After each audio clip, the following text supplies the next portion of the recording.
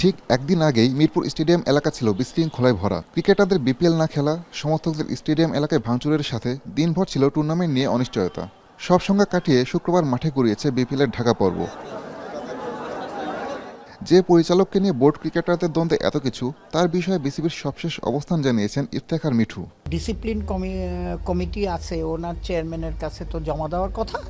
উনি এখন তারপরে নেক্সট স্টেপে থাকবে। তো প্লেয়ারদের সাথে আমাদের কথা হয়েছে, the process will go on. আগের দিন নিজেদের আয় নিয়ে ভক্তদের কিছুটা খোঁচা দিয়েছিলেন মেহেদী মিরাজ, যা নিয়ে অসন্তোষ প্রকাশ করেন সমর্থকরা। মিরাজ ভাই যে বলছে যে আমরা স্পন্সর থেকে টাকা পাই, আইসিডি থেকে টাকা পাই, কিন্তু স্পন্সর টাকাটা দেয় কেন? আমাদের দর্শকের কারণে। কিন্তু আমরা যদি ওই স্পন্সরের জিনিসগুলো না কিনি, এই যে মাঠে স্পন্সরগুলো দেয় সেগুলো জিনিসগুলো আমরা বাইরে না কিনি, তাহলে স্পন্সর কেন টাকা দেবে? এদিকে বৃহস্পতিবারের নানা ঘটনার জেরে অনেক দর্শকই বিপিএল বয়কটের কথা বললেও বাস্তবে ছিল উল্টো চিত্র। স্টেডিয়াম ছিল দর্শকপূর্ণ। এর পেছনে নিজেদের ভালোবাসার কথাই তুলে ধরেন সমর্থকরা। তবে ছিল অভিযোগও। লোকজন যতই বলুক কেন, খেলা মানুষ ভালোবাসে, খেলা দেখবেই। ক্রিকেটারদের গার্ডিয়ান বিসিবি, গার্ডিয়ান এবং চাইল্ডের মধ্যে দেখি সমন্বয়হীনতায় ভুগতেছে আর কি। এই জিনিসটা আসলে আমাদের জন্য আসলে খুবই প্যাথেটিক এবং বাইরের বিশ্বে আমাদের জন্য আসলে লজ্জাজনক ব্যাপার।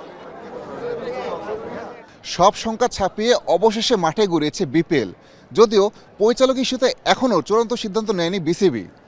সমর্থকদের প্রত্যাশা, ক্রিকেটার এবং বোর্ড এ বিষয়ে কাজ করবে একসঙ্গেই। মিরপুর থেকে আসাদুজ্জামান লিটন, এখন।